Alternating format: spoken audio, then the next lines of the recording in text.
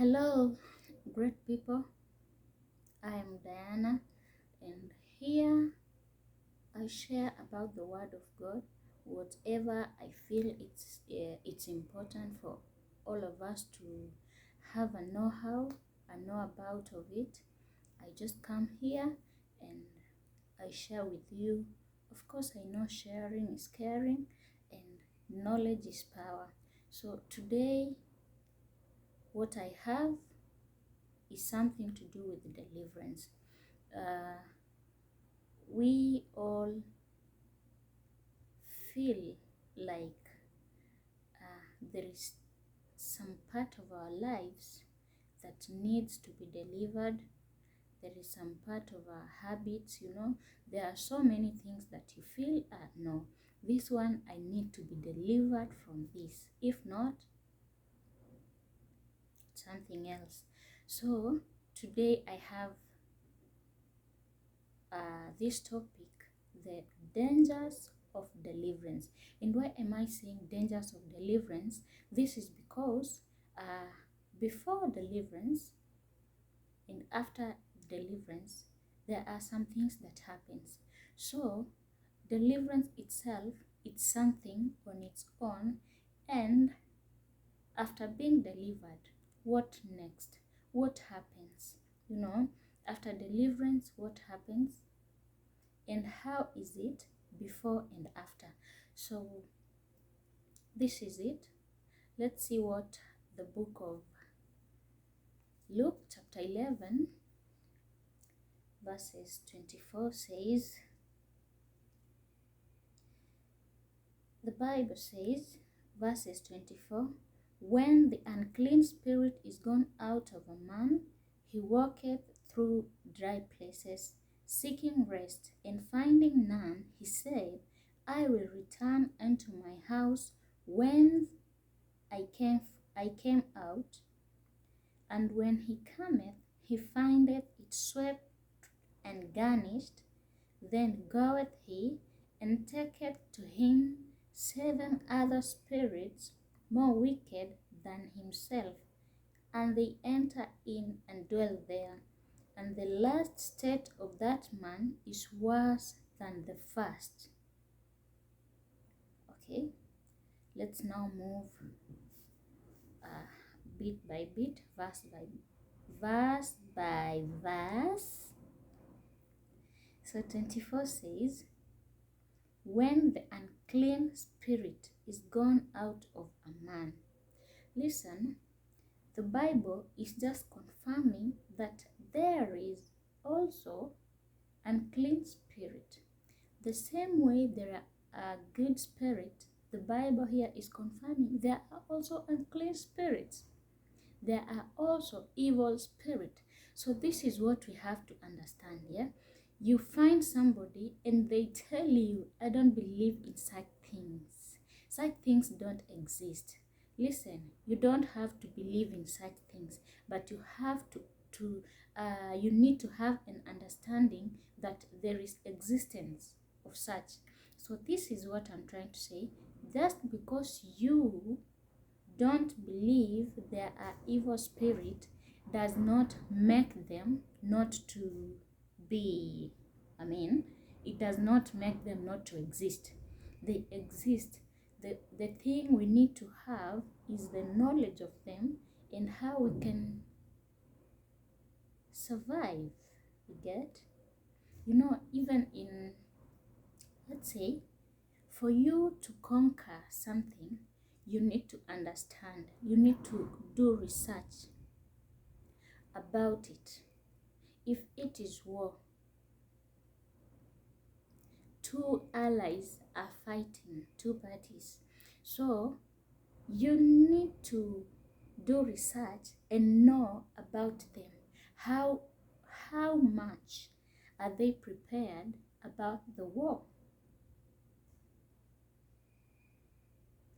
How do they sustain themselves? You need to do research so that you can fight and conquer the other party.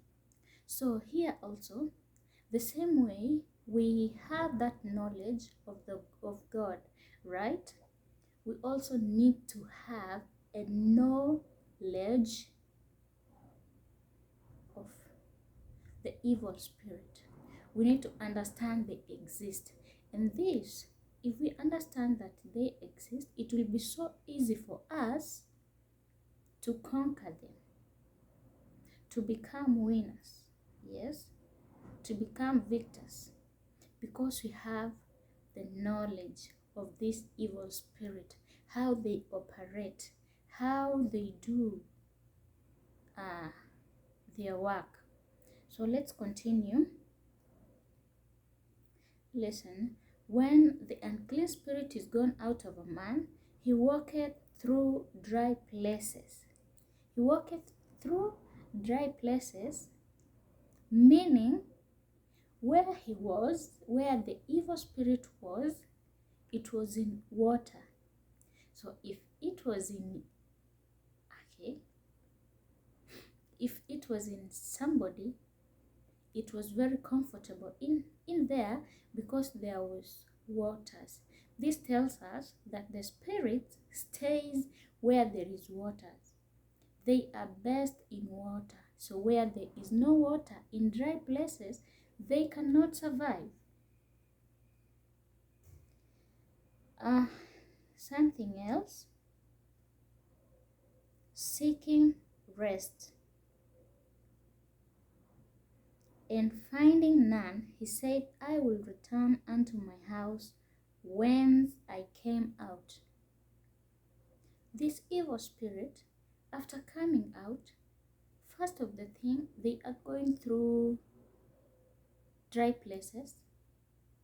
And as they're going through dry places, the Bible is telling us they're going through dry places to make us understand where they were best. So, and they are seeking rest. Why are they seeking rest?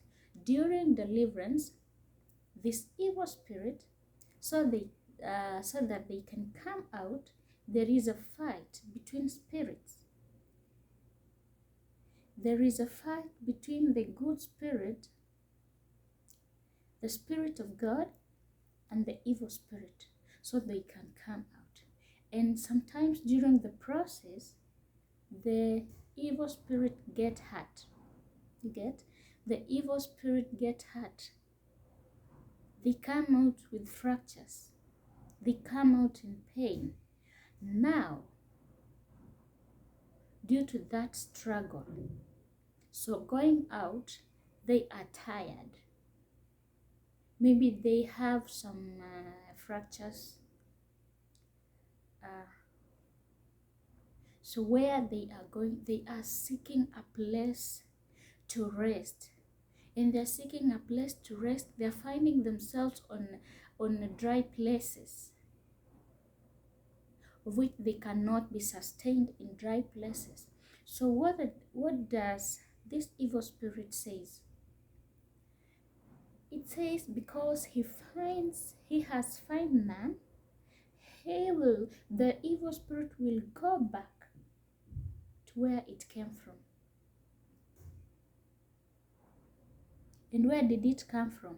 It came from a body.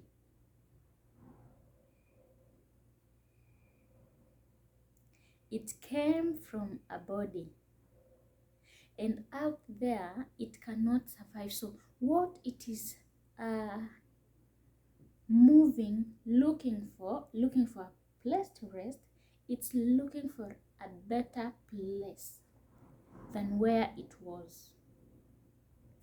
It's looking for a favorable place, a very comfortable, because it was comfortable where it was. So it has come out.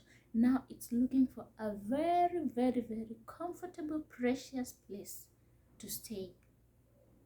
And when it doesn't find one, it says, I will go back.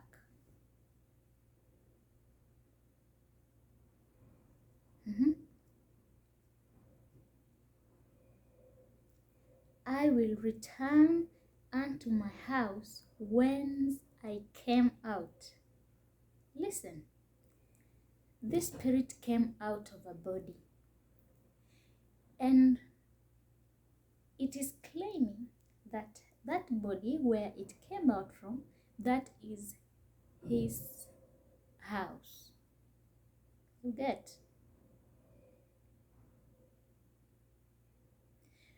We all know the Bible says that my body is the temple of God. And listen what the evil spirit is trying to say, that my body is his house. So when you are maintaining your body, the evil spirit says that this is my body, it is no, this is my house, it is being maintained. When you're going for fitness, the evil spirit is saying, this is my house.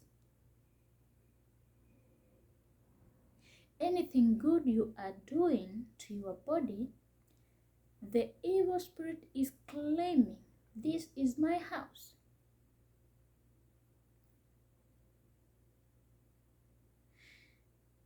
So let's see what it says next. And when he cometh, he findeth it swept and garnished. Who doesn't know that there is nothing good that comes from the devil? We all know there is nothing good that comes from the devil. And everything that comes from there, it comes with a painful price. It comes with a painful price. You will get whatever you want, but you will cry. At the end of it, you will cry.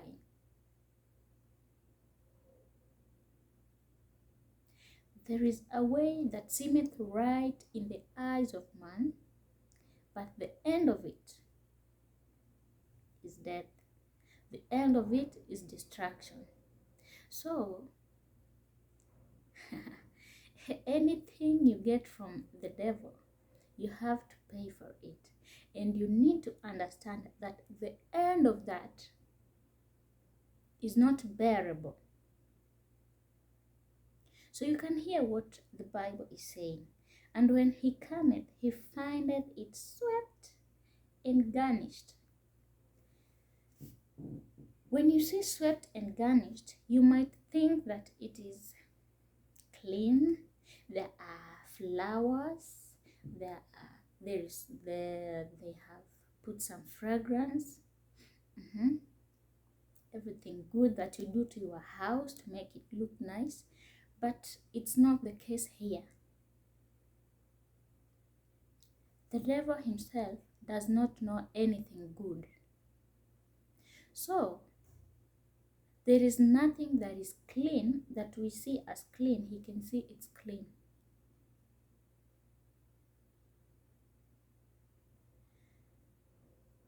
So he comes and looks at my house. The spirit is saying it's the house, it's his house. So when he comes back, he looks at my house. How is my house? Is it swept? Yes. Is it garnished? Yes, it is. And so, by saying that he's looking for if the house is swept or garnished, it means whatever made him to enter, he's coming to see. Is that door closed? I came through this door. Is it closed? Is anything new there? And maybe let's say if it is not closed, can I see anything new there? But no, he sees nothing. It's empty. His house is empty. He was chased out of his house. And when he comes back to look at it, he sees there is emptiness. If this is something to do with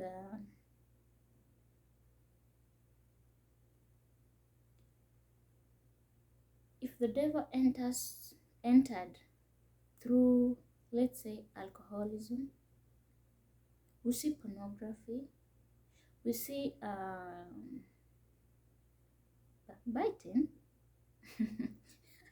these these things that they look very small, these things that look to be very tiny.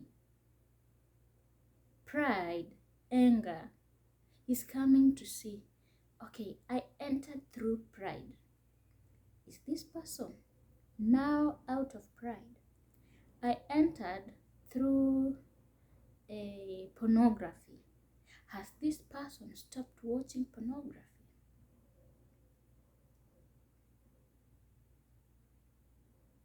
No, he has not. He is still too much angry. As much as the Bible says that, it does not restrict you from being angry, but it says the sun should not set while you're still angry. But there is that anger that once you're angry, whatever comes in your mind is distraction. You think of how you are going to kill somebody. You think of how you are going to take whatever you gave to somebody, because you are angry. There is only negativity. There is nothing more than that. So, when the evil spirit sees that that loophole that he used to enter is still there, then he still have the courage to come back, because it is his house. He was chased out of his house, and coming back, nothing has changed to push him away. Coming back, he does not see anything new, so that he can go away and look for another house to dwell in, to stay in. You get this? So once he comes and sees the house is swept and it is garnished with every kind of sin, he says, now, okay, it is still the same. It is still my house. And let's see what he does. Verses 26. Then goeth he and taketh to him 7 other spirits more wicked than himself, and they enter in and dwell there. And the last state of that man is worse than the first. So we can see that when he comes and sees the house is okay, it is still his house, doesn't go in. What he does, goes away and brings in 7 more spirits that are wicked, very wicked than him. So what this means is that he goes and does some research, and then finds out the evil spirits that are above him, that are more wicked than him, and now knows that, okay, so when he brings this, whatever they have, whatever he wanted to accomplish as one single spirit, these 7 spirits will accomplish within the shortest period of time. So the spirits will come, 7 of them, to do the work as quick as possible, because in spirit, the spirits can communicate. The spirits can see each other. The same way I and you see each other physically, it's the same way the spirits see each other. You and I cannot see spirits with these eyes, with our naked eyes. But the spirits can see the spirits.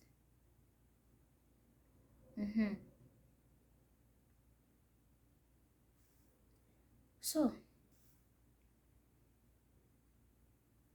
they already have an understanding, and this, the first spirit that was in you now is full of anger. The spirit is ready to do any kind of destruction to make sure that whatever he wanted to accomplish in terms of destruction is accomplished within the shortest period of time.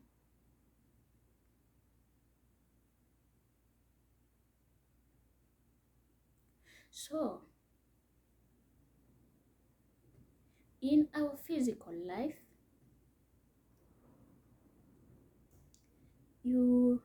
maybe we are talking about jobs.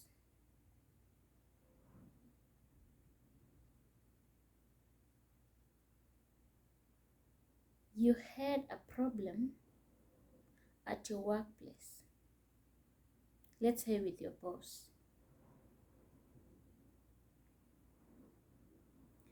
And so when you realize that there is something going on, you now decided to go for deliverance.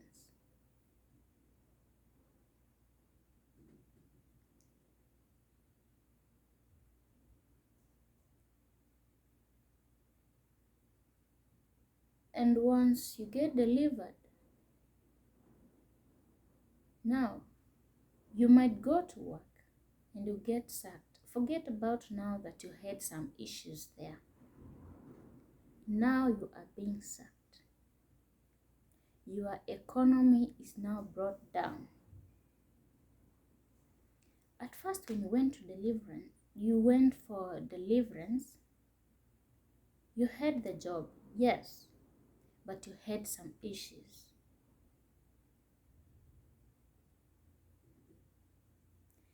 And now here, after deliverance, now you lose your job completely now. And when this happens, maybe if it has ever happened to you, you will realize that when you lose that job, there is no other job for you in that future shortest period of time. So you are left in here, you are economically suppressed.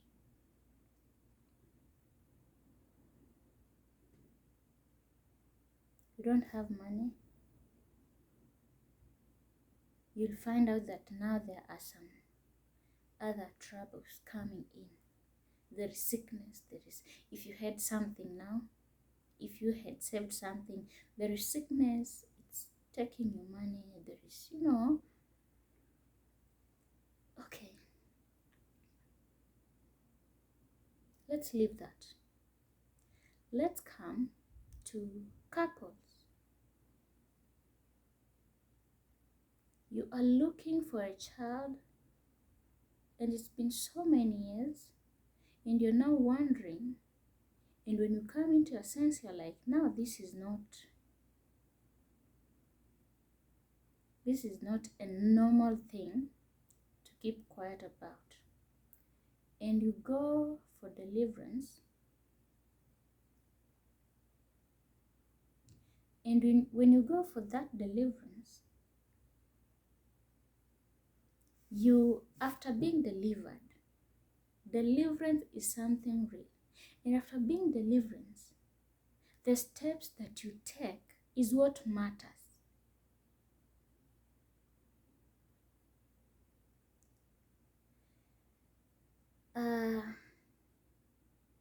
The strength you take in after the deliverance process is what will determine the steps to follow. So you have gone for deliverance, you have been delivered, and the evil spirit has gone out of you. And going out is not an assurance that the spirit will not come back. What will make it not to come back is for you to close the doors that they used to come in. So you are looking for a child, you have been delivered, and after deliverance now, you are even losing your uterus. I mean, your womb. Now, there is no child. Okay, forget about even that one now.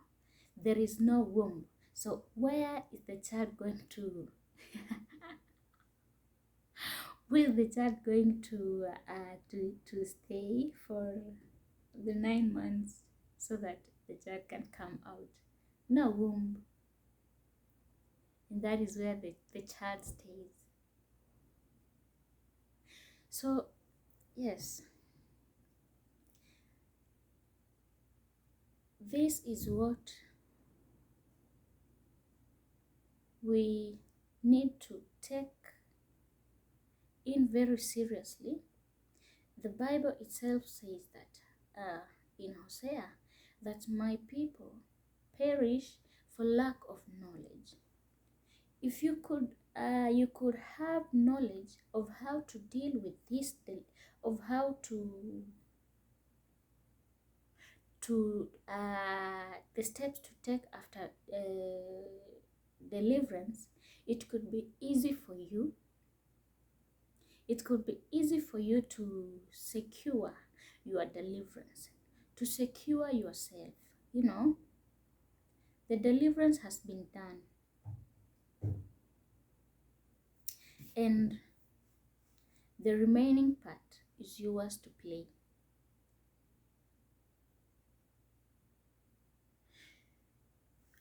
After deliverance, it could be something so good that you could ask the man of God or woman of God who did deliverance to you, how did these evil spirits enter me? How did this spirit enter me? You will realize, or you might find out that maybe they entered to you through masturbation. Maybe they entered to you, maybe one day you went to visit a witch doctor. And whenever you go to a witch, when you come out, you are coming with the spirit. Whenever you go to a man of God, a true man of God, when you come out, you are coming out with the Spirit of God. So maybe you went to a witch one time, or maybe this thing is attached to your parents, or maybe this thing is attached to your grannies, great-grandparents. After you now understand how they entered, it will be so easy for you to close that door, But when you are just, when after deliverance you're going your way, you don't know anything. You know, sometimes you come out, you don't know anything. Sometimes your ears might not be open so that you can hear the conversation between the spirit and the man of God. So when you come out, you don't know anything. You do not have the knowledge of how these evil spirits entered you. And now you continue with your daily activities. You are so happy that you have been delivered. Yes, we thank God for your deliverance. You have been delivered. The way whatever you wished to has happened.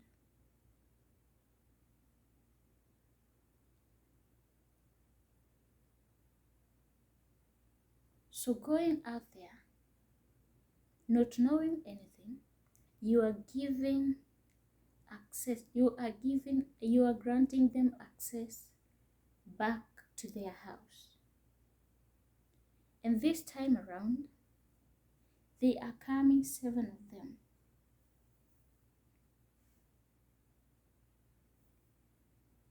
And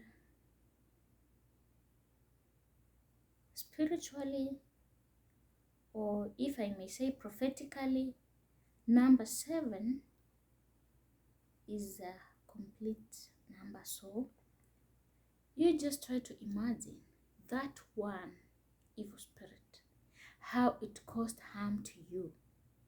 And now they are coming, 7 of them.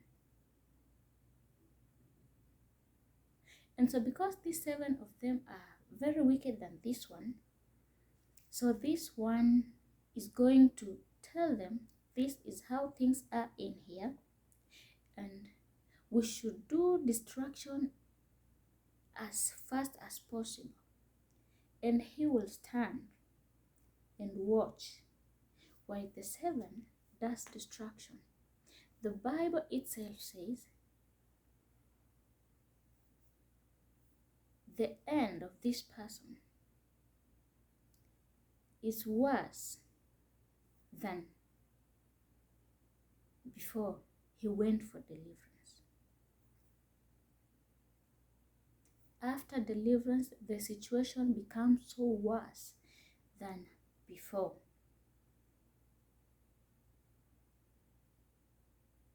And this happens only because we lacked knowledge.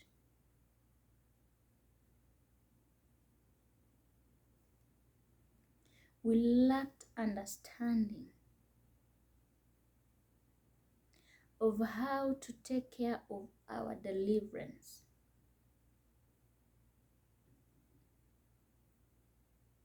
And this is what I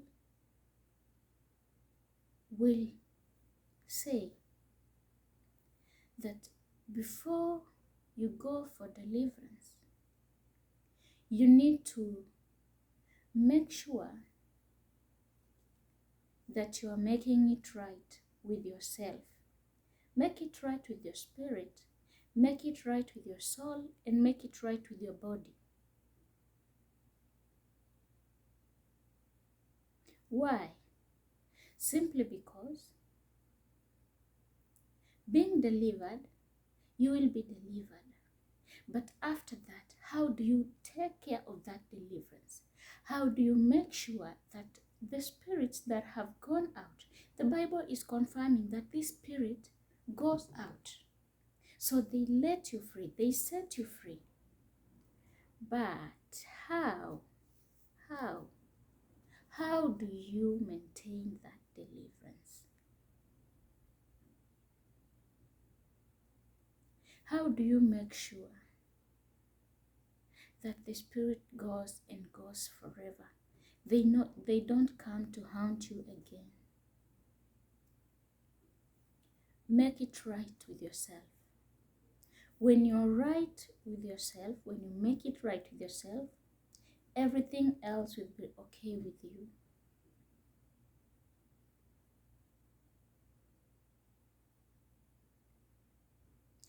And you know, there is a part in the Bible that says Jesus himself is telling the disciples that this kind does not come out except by fasting and praying. So there are some things that happens in our physical, in our body, and such things are very hard to come out, not unless you give yourself into prayer and fasting. There is a certain kind of anger that does not just leave you that easily. You need to work for it. There is just some kind of habit that doesn't just go away easily. And when you look around your life, you will realize that there is just that one, two, three, or I don't know how many habits that are so hard to leave you. They are so hard. I can compare this to an addict. Let's say you are addicted to sugar. You are addicted to alcohol. Any kind of addiction. It does not just come out so easily. And we might think that those that are addicts of these big things, we say this is a drug addict, and we are like, these are the ones that need that. No, you might be addicted to anger. You might be addicted to masturbation, pornography. You might be addicted to stealing, lies.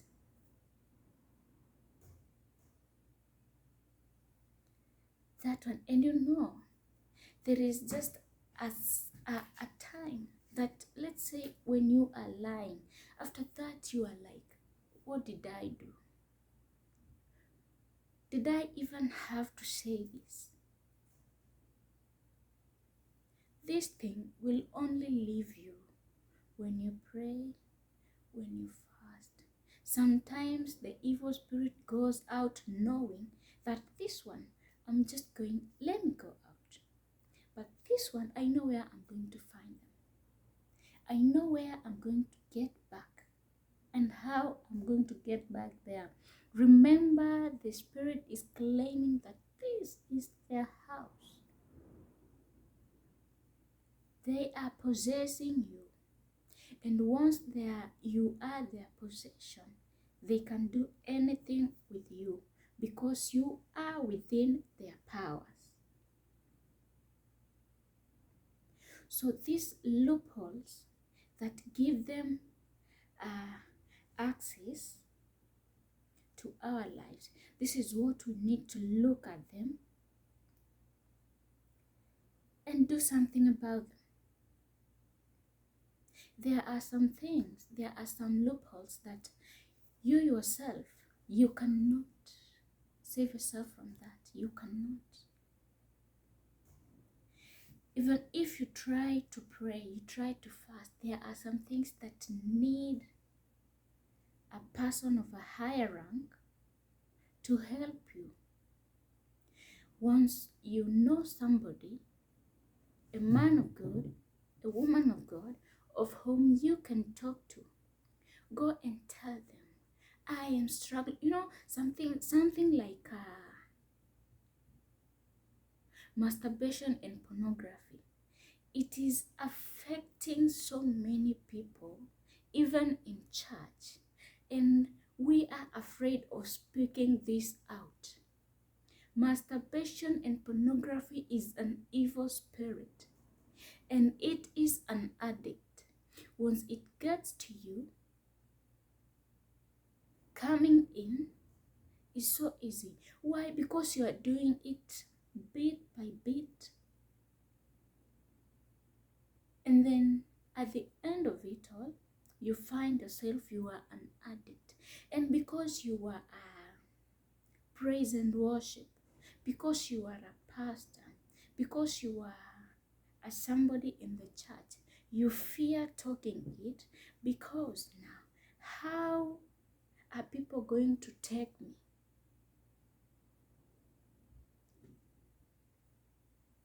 Is this not going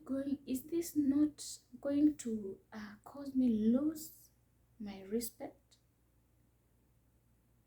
If I am a leader, I'm leading a group of people, and then they hear that our leader is an addict of this. Fear. The first thing that the enemy has done to you, he has caused fear into you. You are suffering in silence. You need help, but the fear that you have cannot allow you to go and tell somebody that this is what is affecting me. This is the problem that I have, because you are fearing of, you fear even something that you yourself don't understand. So to conquer this, we need to conquer the spirit of fear, and the spirit of fear will give us the courage to admit, yes, I have been doing this, and I am trying not to continue doing, but I am unable to control myself. Talk to somebody you trust, and you know they can help you, and they will help you for sure. You will close that door, because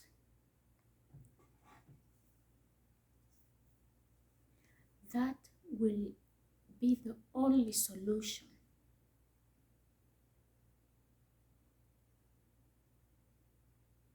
for you to be saved.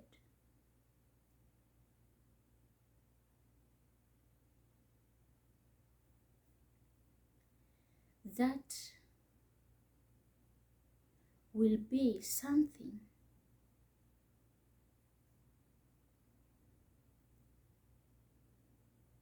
that will move you out of where you are stuck. It will open your eyes to see that this is what is giving them access. And when I come out of this one, I'm going to deny them access. This door will be locked forever, and there is no way they can come without being granted access. There is no way evil spirit will enter somebody without being granted access.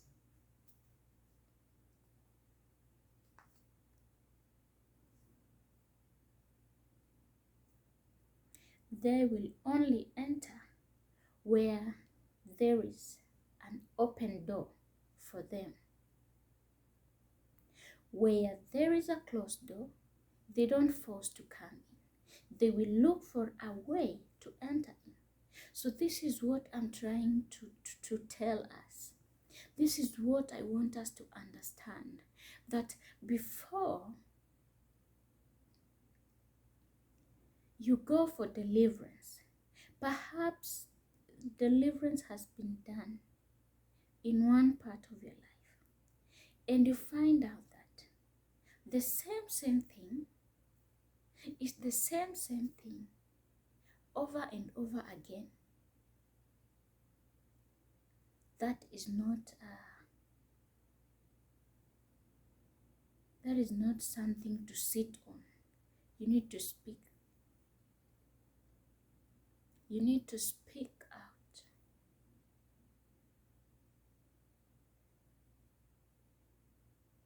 You need to speak out and get some help.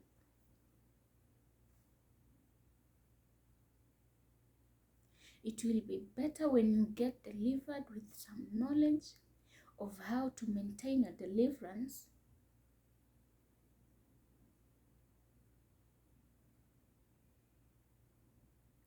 by closing the doors that you opened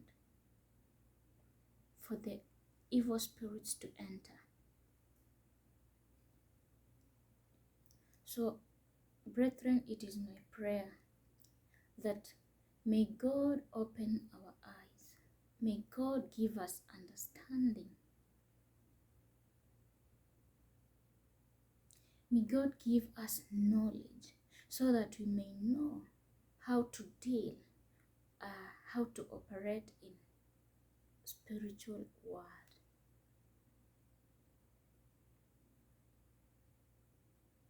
Because the life we live physically is just a reflection of our spiritual world. How the life you are living today, whatever you are experiencing today, whatever is affecting you today, that is a direct reflection of how your spiritual life is.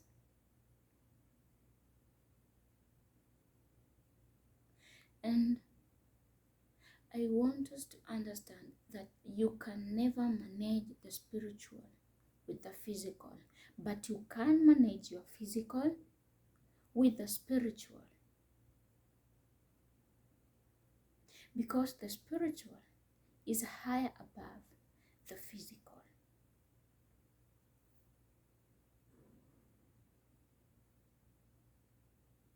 May God help us all.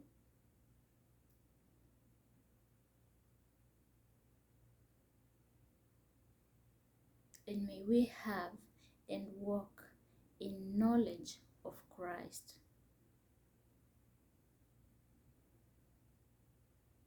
God bless you for today.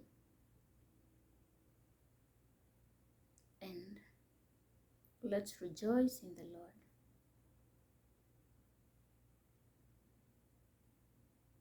Be blessed all.